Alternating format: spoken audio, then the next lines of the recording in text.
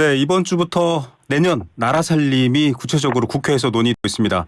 예산결산특별위원회가 예산안 조정 소위원회를 열고 659.9조 원, 657조 원 규모의 내년도 예산안에 대한 세부 심의를 시작했는데요.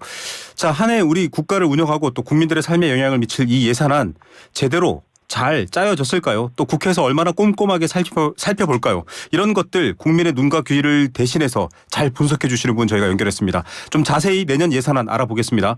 나라살림연구소 정창수 소장 연결돼 있습니다. 소장님 안녕하십니까? 네, 안녕하십니까? 네. 자, 예산 관련해서는 대통령 발언도 그렇고 많이 나오는 예사가 허리띠 졸라맸다. 그런 말들을 많이 들었습니다. 전 정부와 비교해서도 건전성을 강조하는 그런 말들 들었는데 이번 예산안 총평 어떻게 하십니까? 네, 지금 사실은 이번 예산은 긴축 예산이라기보다는 네. 좀 확장 재정인데 조금 예년에 비해서 좀 적게 확장한 예산이다 이렇게 볼 수 있고요. 네. 그리고 사실 이게 원인이 세수 부족인데 네네. 세수 부족이라고 하는 거는 사실 여러 가지 이유가 있습니다. 네네. 수출 부진도 있지만 감세나 그리고 또 의도적인 재정 축소 문제가 있기 때문에 네네. 이런 문제 종합적으로 봤을 때 지금 저기 불황이고 그리고 정부의 적극적 기능이 좀 필요한데 그런 부분들이 오히려 거꾸로 이제 좀 오히려 적극적이 아니라 소극적 역진적이어서 좀 약간 아쉬운 측면이 있습니다. 예, 뭐 세부적으로 지금 말씀하신 부분들 여쭤볼 텐데요. 일단 기재부가 자료를 냈는데 뭐 굉장히 두꺼운 자료들 봤는데요. 재정 정상화로 절감된 재원을 제대로 과감하게 투자 이게 적혀 있는 문구입니다. 네네. 재정을 정상화하는 취지다 이렇게 해석할 수 있는 부분은 어떻게 동의하십니까? 재정 정상화 그 논란이 많이 있겠죠. 그러니까 네. 어떤 게 정상인지는 모르겠는데요. 그러니까 재정이라고 하는 게 들어오는 만큼 쓰는 것, 뭐 네. 이것이 정상인지 네. 아니면 쓰더라도 이제 어떤 부분에 쓰는 게 정상인지 그거는 이제 각 정권의 가치에 따라 달라질 수 있을 것 같아요. 그래서 예. 그런 부분은 아니고요. 또 하나는 지금 이번에 그래서 재정 정상화를 위해서 지출 구조 조정을 했다고 이제 하는데 그렇습니다. 그 돈 중에 거의 한 80% 이상이 R&D하고 지방이 준 돈을 줄인 거거든요. 네. 그렇기 때문에 이게 지출 구조 조정입니까? 왜냐하면 R&D가 또 논쟁이 또 하나 있는 거고, 그다음에 예. 지방이 안 주는 것도 지방에서의 쓰임이 있는 거잖아요. 네네. 그러니까 이제 그러면 중앙이 해야 될 일 이런 것들을 이제 지방에 넘긴 셈인데 그 지방이 또 그 돈을 어디서 마련할 것인가 그렇기 때문에 이건 지출구 조정이 아니라 좀 떠넘기기가 좀 더 크다. 이 지방에 안 주는 돈이 15조거든요. 예. 23조 정도 절감했다고 하는 중에 그래서 그런 부분이 좀 아쉽습니다. 예, 지출 구조 조정, 돈 쓸 곳들을 좀 줄여서 돈을 덜 쓰게 하겠다가 아니라 사실은 솔직히 세금이 부족해서다. 세수 네. 축에 관련해서도 사실 뉴스가 많았어요. 정부가 제대로 버는 돈을 알고는 있는 거야 이런 얘기인데 네. 이런 부분들이 지금 문제가 되고 있는 거다 이렇게 보시는 것 같고요. 네네. 예, 지출 구조 조정에서 지금 지방에 교부할 예산이 줄어들었다고 하는데 어느 정도입니까? 어느 보도에서는 뭐 절벽 이런 표현도 썼거든요. 네네. 지금 지방에 전달되는 돈이 사실은 내년도 줄지만 올해부터 이미 줄었어요. 네. 그래서 이제 9월 말에 문서도 아니고 전화로 네. 각 지자체 예산 담당자들에게 네. 행안부에서 전화를 했다고 합니다. 전화를요. 그러니까 왜냐하면 네. 보통은 세금이 줄면 교부세가 씁니다. 세금에서 19.24%와 이제 20.7% 정도를 합쳐서 네. 40을 지방에 주거든요. 네. 근데 세금 줄어드니까 그 40% 되는 돈이 줄어들 거 아니에요. 그렇죠. 근데 그 돈이 무려 이제 15조 가까운 넘는 돈인데 예. 그 돈이 줄어든 걸 이제 일방적으로 전화로 통보를 하고 알아서 이제 예산을 줄여라. 네. 네, 그렇게 전화가 왔다고 해요. 그래서 제 생각에는 그런 부분들이 중앙의 통계상으로는 조금 유리하게 작용할 수 있을지 몰라도 네. 지방에는 엄청난 충격이죠. 왜냐하면 지방에서 고정적으로 쓰는 돈 말고 재량 예산이 네. 한 7, 80조도 안 돼요. 근데 그중에 한 20, 30% 정도를 줄이는 것이기 때문에 충격이 아주 큽니다. 지금 교육청들도 이제 교부받아서 즉 그 법정으로 이전되는 국가의 세금을 쓰는데 그것도 네네. 많이 줄었다고 하거든요. 당장 아이들 현장에 영향을 미칠 수 있나요? 어떻게 보십니까? 당장은 약간 잉여금이 있기 때문에 이제 올해는 좀 버틸 수가 있을 텐데요. 네. 문제는 올해 지금 안 거치는 세금이 올해 경기가 안 좋아서 안 거치는 게 아니고 네. 작년의 영업의 결과예요. 그렇죠. 작년의 그래서 올해는 작년보다 나쁘잖아요. 네네. 그럼 올해 나쁜 상황이 내년의 세금으로 이어질 텐데 네. 이제 저는 정부가 지금 내놓은 내년도 세수 축에 들어올 돈, 세입을 예상한 돈이 좀 낙관적이다 이렇게 봅니다. 그래서 더 줄 네. 것이다 이렇게 생각합니다. 그렇기 때문에 아마 이제 지금 올해 부족한 정도가 내년에 더 심해질 거다 이렇게 봅니다. 좀 기본적으로 정부의 정책을 지지하고 응원하는 국민들 입장에서는 네. 아유, 돈 아끼는 게 좋지. 그냥 이렇게만 생각하실 수도 있는데 네네네. 경제 상황도 어렵고 여러 전문가들 중에는 지금 이런 상황에 공공부문에서 국가 재정이 역할을 하지 않으면 이제 말 그대로 경기 활력, 다시 경제가 일어설 힘도 잃어버린다 이런 지적도 있습니다. 이 부분은 어떻게 판단하십니까? 지금 우리 성장률이 낮아서 문제잖아요. 네. 뭐 실도 또 문제겠지만, 근데 지금 성장률에서 정부의 역할이 마이너스 0.5예요. 네. 그러니까 정부의 역할을 해야 되는데 하지 않아서 줄여서 그 성장을 더 더디게 하는 거죠. 악순환인데요. 네. 그렇기 때문에 원래 불황일 때는 정부가 적극적으로 나서고 네. 화랑일 때는 이제 뭐 인플레 이런 걸 생각해서 조금 소극적으로 네. 긴축 재정을 하는 게 정상인데 지금 조금 교과서와는 정반대로 가고 있는 게 아닌가 싶습니다. 양준모 연세대 경제학과 교수는 재정 중독을 치워야 된다. 뭐 문제만 있으면 재정 투입하면 되냐. 지난 정부가 재정 너무 많이 투입했다. 이렇게 비판했습니다. 이런 비판은 어떻게 받아들여야 됩니까? 네, 뭐 저는 뭐 그 재정 중독이라고 하는 말이 네. 그 이제 굉장히 좀 저는 혈세란 말이랑 비슷한 것 같은데요. 네네. 마치 그 세금을 쓰지 않고 세금을 걷지 않고 쓰지 않으면 무조건 좋은 것인가? 네. 그러니까 좋은 세금 좋게 쓰는 방법이 있고 나쁘게 쓰는 방법이 있겠죠. 그래서 네네. 그거는 사안별로 봐야 되는 거지. 만약에 무조건 적게 쓰는 게 좋다고 하면 정부의 기능은 필요 없는 거잖아요. 네. 그렇기 때문에 좀 그거는 좀 적절하지 않은 표현인 것 같고요. 그래서 제가 볼 때는 지금 정부가 해야 될 일을 하고 있는가 안 하고 있는가, 안 해도 되는 일을 하고 있는가 안 하고 있는가를 케이스별로 얘기를 하는 게 가장 정확할 거라고 생각합니다. 예. 지금은 적극적이어야 한다 그렇게 생각합니다. 네, 재정 정책을 통해서 즉 국가가 벌어들인 세금을 통해서 국민 경제나 국민 삶에 직접적인 영향을 미쳐야 된다 이런 시기다라고 얘기를 보고 계신다라는 거였고요. 네, 그렇습니다. 전 정부를 비교해서 건전해졌다, 정상화했다 뭐 이런 표현들이 지금 여러 경제학자나 또 대통령실에서도 나온 바가 있는데 네, 소장님 매년 예산을 분석을 하시잖아요. 예, 예. 전 정부가 그런 면에서 좀 지적받을 부분이 있었나요? 그러니까 그 사실과 좀 약간 그 원인을 좀 구분해 볼 필요가 있는데요. 네네. 예, 코로나 때문에 이제 대응을 한 거잖아요. 네. 코로나 때 대응했던 부분이 사실 근데 또 다른 나라들에 비해 되게 적게 한 거예요. 미국은 엄청나게 돈을 네. 풀었죠. 네. 그래서 지금 인플레가 전 세계적으로 있는 이유가 네. 코로나 돈을 풀었기 때문인데, 그러니까 우리는 지금 3% 이거가지고 막 그런 다른 나라는 6% 이러는 거 아닙니까? 네. 그 이유가 돈을 풀었기 때문이죠. 그러니까 그것을 부정적으로 보는 분들은 왜 이렇게 조금밖에 안 풀었냐고 얘기하시는 거고, 네. 그마저도 많이 풀었다고 생각하는 분들은 이제 재정 중독이라고 얘기하시는 것이기 때문에 네. 저는 그건 시각에 따라 다르다고 보고요. 근데 지금 전 정부 그거에 대해서 반대로 이렇게 지금 하는 상황이 네. 저는 조금 너무 좀 심하지 않을까. 그러니까 그 보통 수준으로만 했어도 지금 아까 말씀드린 0.5% 성장률이 아니고 그냥 제로만 돼도 네. 지금 우리 성장률이 0.5로 올라갔다는 얘기잖아요. 네네. 네, 그런 아쉬움이 좀 있습니다. 예. 좀 비교 지점에 따라서 다릅니다. 저희가 뭐 기저효과 설명할 때도 늘 말씀드리지만 어느 기준이냐에 따라 또 다르고요. 네. 이 좀 구체적인 얘기로 들어가 보겠습니다. 경향신문 단독 보도인데요. 민주당 김민철 의원 자료입니다. R&D 예산 깎았다가 지금 또 비판받고 있으니까 좀 되돌리자 뭐 이런 말도 나오고 있는 상황에서 어린이 안전 관련해서 R&D 예산이 있습니다. 이게 스쿨버스에서의 안전인데 이건 88% 삭감했고 대통령 직속 국가건축정책회의 는 3배 가까이 늘었습니다. 예. 이게 줄인다라고 했는데 네. 이게 다 공평하게 줄인 건 아니다 이런 비판이 나올 만하거든요. 어떻게 보십니까? 그러니까 뭐 저는 뭐 그거는 그 정권의 가치에 따라 정하는 거라고 생각하니까 네네. 그게 옳으냐 그르냐는 이제 시민들이 판단할 문제인데 네. 여하튼 이게 제가 볼 때는 이 어린이 안전에 대한 부분들은 좀 더 중요하지 않다고 생각하는 거고 네. 아까 얘기한 국가정책회의 이런 것들은 그 정부의 입장에서 중요하다고 생각하는 것이겠죠. 네. 판단은 국민들의 몫이지만 그래서 줄이는 게 근데 과연 그런 게 맞는 거냐에 대해서는 네. 저도 약간은 좀 부정적으로 바라보고 있습니다.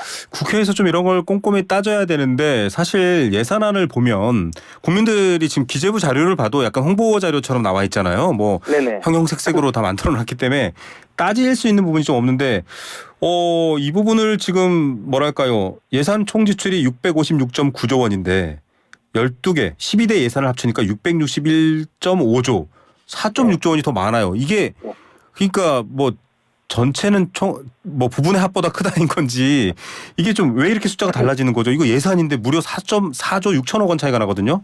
네네. 이러면 국민들이 꼼꼼히 따지기가 어렵지 않습니까? 예, 그러니까 사실 그 비밀도 사실 전문가들이 아는 건데요. 네네. 그 이게 12개 분야로 나눴기 때문에 그런 거거든요. 그래서 네. 그 16개 분야로 나눴을 때와 12개 분야로 나눴을 때 좀 달라집니다. 예를 들면 네. R&D라고 하는 게 이제 한 부서에만 있는 돈이 아니잖아요. 여러 개죠. 네. 예, 그런 그 기준이 다른데 기준을 통일시키라고 계속 전문가들이 주장을 하는데 계속 안 하고 있는 이유를 저는 좀 이해를 할 수는 없어요. 네. 근데 여하튼 사람들이 좀 판단하기 어렵게 되는 거죠. 예. 예. R&D가 뭐 교육에도 있을 거고요. 뭐 농림수산에도 있을 거고 국방에도 있을 건데 그냥 R&D 이렇게 해서 5번째로 25조 9천억 원 딱 돼 있으니까 네. 이 중복된 것들이 합쳐져서 결국은 예산은 656조 9천억 원이 맞는데 네. 총 합을 해보면 661조 5천억 원, 4조 6천억 원이 늘어난 것처럼 보이는 건가요? 네, 그렇습니다. 네. 아니 근데 이거 왜 12개 분야로 이렇게 중복되도록 계산을 하죠? 기재부에서는 이게 전통이라고. 전통 그렇게 해왔는데 그것이 옳으냐 그르냐를 판단해서 이게 별로 이렇게 좋지 않다면 바꿔야 되는 거죠. 네. 그 전통이라고 해서 무조건 옛날 하던 걸 무조건 계속하는 건 좀 문제가 있다고 보고요. 네네. 이게 아마도 이제 부서로 했을 때 조금 이제 예를 들어 복지도 여러 군데로 나눠져 있고 막 이러다 네. 보니까 그걸 좀 보기 좋게 하려고 처음에 시도했었던 것 같은데 나중에 이게 굉장히 혼선을 주게 되는 것 같습니다. 예. 이게 뭐 전통이라고 무조건 지킬 문제는 아니고요. 전문가들이 이 예산을 꼼꼼히 증감을 따지기 위해서 바꾸자라고 한 분들은 기재부도 좀 들었으면 좋겠습니다. 네네. 전체적으로 좀 볼 부분들이 많은데 지금 뭐 민주당과 국민의힘 두 이제 거대 양당은 굉장히 예산을 놓고 입장이 첨예하게 갈리고 있습니다. 뭐 미래 예산 이렇게 해서 새만금 예산 삭감한 것도 되돌려야 된다 이런 말이 나오고 있고 여러 부분들로 지금 쟁점이 벌어지고 있는데 국회 내에서 논의되는 이 예산안 심사의 과정들은 소장님 어떻게 보십니까? 지금 포인트를 제대로 짚어서 이분들이 싸우고 있는 건가요? 예, 뭐 이제 양당의 가치에 따라 그리고 정치적 이유 때문에 그런 게 있을 텐데요. 네. 다만 이제 우리나라의 그 참 특징은 뭐냐면 거의 주요 국가에서 거의 유일하게 네. 예산 증액권이 없어요. 아, 증액권도 원래 있는 거 아닌가요? 아니 없습니다. 아, 그럼 깎을 수만 있는 건가요? 예, 깎을 수만 있고요. 우리 다음으로 보수적인 국가가 일본인데 네. 일본은 감액한 만큼 증액할 수 있어요. 근데 우리나라는 아. 감액만 할 수 있습니다. 그러다 보니까 정부가 감액을 마음껏 못해요. 왜냐하면 네. 자기들 지역구 예산을 따려면 정부가 동의를 해줘야 되거든요. 네네. 그러니까 증액을 요청하는 거지 증액을 할 수는 없어요. 네. 증액을 요청해서 정부가 안 받아주면 그만이에요. 아. 법상 권한이 없습니다. 그렇기 네. 때문에 항상 정부에 대해서 그 국회의원들 개개인은 굉장히 약자가 될 수밖에 없죠. 예. 그래서 우리는 볼 때 국회의원들이 배우니까 예. 엄청나게 스타드인 것 같고 그러지만 사실은 실제로 이 모든 것을 정하는 건 기재부고 네. 증액도 받아들이는 것도 기재부의 마음대로고 네. 뭐 그런 지금 상태입니다. 그러면은 입법부와 행정부는 사실 우리나라 삼권 분립으로 서로 견제하고 감시하도록 되어 있는데 네네. 입법부 즉 국민들이 뽑은 국회의원들 지역구와 국민들을 대표하는 기구가 행정부 물론 뭐 행정부의 수반도 국민들이 뽑습니다만 네. 견제가 안 되는 거 아닌가요? 이러면 예산에 대한 견제는 안 되고 있는 거다라고 볼 수 있습니까? 아니면 그렇죠. 대부분의 국가들은 편성권까지 있는데 의외에 네네. 우리는 편성권은 물론이고 이제 증액권도 없다 보니까 네. 그래서 이제 전체적으로 국회가 예산을 수정하는 비율이 네. 정확히 얘기하면 감액하는 비율이죠. 감액하는 비율이 1% 남짓밖에 안 됩니다. 예. 거대하게 예산을 손대는 것 같지만 네. 그래서 그 사실은 저는 국회의 기능에 대해서 굉장히 좀 회의적으로 보는 측면이 있는데요. 다만 올해는 그러니까 제가 2주 전에 네네. 국회에서 발표할 때 무슨 말을 했냐면 네. 이제 지역구 예산 포기하시고 네. 정말로 중요하게 생각하는 예산을 살리기 위해서 네. 불필요하다고 생각하는 예산을 과감히 삭감하는 네. 그런 노력을 좀 하시라. 네. 푼돈 증액을 기재부에 좀 애걸하지 마시고 예. 그런 말을 했었는데요. 과연 얼마나 국회의원들이 이렇게 할지 모르겠습니다. 자, 이게 이런 정도라면 우리나라 한 해 국가를 운영하는 예산에 대해서는 그냥 정부 생각대로 간다 이렇게 지금 말씀하셨고 앞서 뭐 어떤 정부는 정책 혹은 이념에 따라서 복지를 강화할 수도 있고 축소할 수도 있고 이런 차이는 있다라고 말씀을 하셨습니다만 네네. 이게 뭐 국민의 의견이 전달이 안 되면 예산이라는 것들은 좀 문제가 있는 것 같아요. 제도적으로 좀 잘 된 케이스를 예를 들어서 이런 경우에는 국민들의 의견이나 경제 상황이나 이런 것들을 예산에 잘 반영하는 제도가 있다 좀 소개를 해 주셔야 될 것 같아요. 지역구 예산 좀 욕심내지 마세요. 라는 따끔한 일침도 좋으신데요. 좀 대안적인 거 없습니까? 뭐 증액권 아까 얘기도 하셨고요. 네, 그러니까 지금 사실은 이런 거의 모든 거 핵심은 투명성부터 시작하거든요. 그렇죠. 아까 예산 액수가 다르다 이것도 사실은 투명성 차원의 문제입니다. 네. 투명성이라는 건 자료를 던져주고 알아서 알아라 이렇게 할 수 있는 게 아니라 사람들이 이해하기 쉽게 설명해주고 전달해주는 거거든요. 네. 그래야지 그 속에서 국민들이 판단하고 의견을 내고 하는 과정을 거치게 될 겁니다. 예. 그런데 이제 그게 지금 첫 번째로 막혀 있는 거고요. 네네. 그 다음에 이제 그것을 이제 대변하는 게 국회고, 그래서 지금 지역 같은 경우 주민참여 예산 같은 걸 통해서 그 국회가 그래도 좀 너무 수가 적고 의회 지방의회도 수가 적으니까 네네. 보완하는 거거든요. 네네. 근데 이제 그런 과정이 지방은 조금 몇 군데 좀 움직이고 있지만 중앙은 거의 작동을 하고 있지 않아요. 네. 그래서 참여에 대한 부분들을 좀 더 좀 이렇게 보장할 필요가 있고요. 그다음에 세 번째로는 이제 책임 문제인데요. 예. 책임을 지지 않습니다. 예산이 법이 아니기 때문에 네. 우리나라 예산을 아는 법이 아니에요. 그래서 네. 그걸 막 마음대로 전용하고 그래도 되고 나중에 이제 국회에서 지적만 할 뿐이죠. 예. 처벌을 받지 않아요. 그러니까 이제 더욱더 공무원들이 편성도 마음대로 하고 집행도 네. 마음대로 할 수 있는 여지가 열려 있는데 이제 아무래도 그래서 정권 의도대로 이제 그 예산이 움직이는 그런 걸 하나의 원인이 거기에 있습니다. 예. 자, 끝으로 많은 예산, 가장 많은 예산이 배정되어 있는 복지 예산 관련해서 좀 여쭤볼게요. 필요한 곳에 두텁게 이게 지금 정부와 여당의 설명인데요. 네. 또 다른 분들은 비판하는 입장에서는 아니 전체적으로 고령화되고 있고 복지 비용이 늘어날 수밖에 없는 인구 구조와 사회 구조가 있는데 이거를 어떻게 봐야 되느냐라는 논란이 있습니다. 복지 예산 부분은 어떻게 평가하십니까? 복지 예산이 지금 한 16 정도 늘었거든요. 네. 아직 전체적으로 16조 늘었는데 문제는 그 대부분이 뭐냐면 공적연금이라든가 이런 자연 순증분 되는 부분들이에요. 네. 그리고 이번에 특히 그 주택 부분이 많이 증가를 했어요. 예. 이게 이제 주택 융자 뭐 이런 것 때문에 네네. 그래 증가를 했는데 두텁게라고 하는 표현은 어디에 해결될 수 있냐면 기초생활보장에서 네. 약 그 1.7조 원 정도 늘었어요. 조금 기준을 바꾸고 이건 잘했다고 보는데 네. 다만 문제는 고용에서 1.4조를 줄였어요. 그러니까 네. 고용에서 줄일 때 노인 고용은 못 줄이니까 네네. 아마 선거 때문에 그러겠죠. 그래서 이 국민 청년이라든가 네. 이런 좀 젊은 쪽 그 일자리 예산을 많이 줄였고요. 네.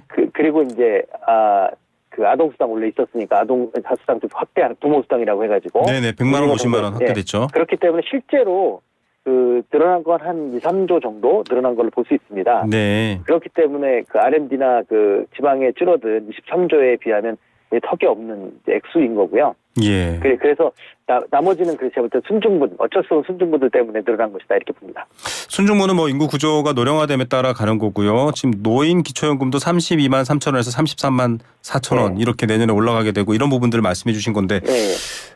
앞서 말씀하셨다시피 경기 침체 상황이고 경제가 어렵습니다. 뭐 고물가에도 시달리고 이럴 때 좀 그 국가 재정이 선순환의 역할을 하는 것, 마중물 역할을 하는 것이라고 하면 이제 이런 자연 순증되는 복지 예산뿐만 아니라 한창 지금 가장 뭐 돈을 많이 써야 되거나 필요로 하는 분들 또 자영업자나 이런 분들한테 대한 지원이 있어야 될 텐데 이런 부분은 좀 제대로 돼 있나요? 뭐 큰 항목밖에 없지만 궁금한 분들이 많을 것 같아요.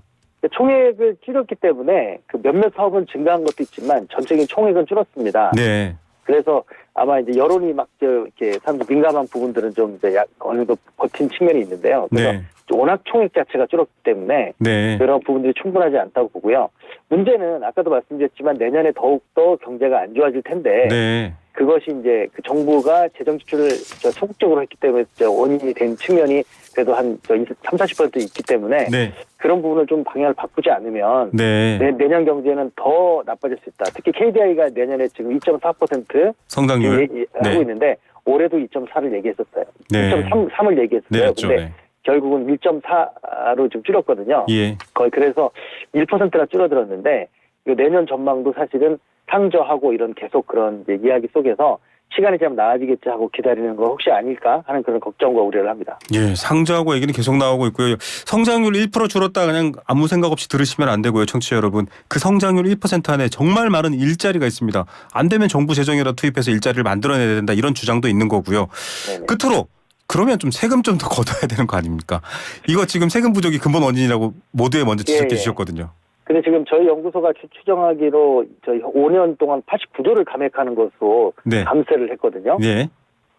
그래서 이 89조만 해도 5년으로 하면 거의 네. 1년에 18조가 넘는 돈이잖아요. 네네. 한 17, 18조 되는데 이 돈만 해도 사실은 GDP의 1% 가까운 돈입니다. 네. 그러니까 GDP 1%를 세금을 덜 걷어서 성장이 올라가면 좋은데 네. 성장 오히려 내려간 거잖아요. 그러니까 네네. 그 재정 지출이 그만큼 줄었기 때문에 그래서 전 세금을 올리는 건 당장 급하게 되지 가능하지 않더라도 네. 급할 때는 우리가 이제 저희 국채를 발행해서라도 해야죠. 네네. 꼭 해야 되는 빚을 내서라도. 일들은.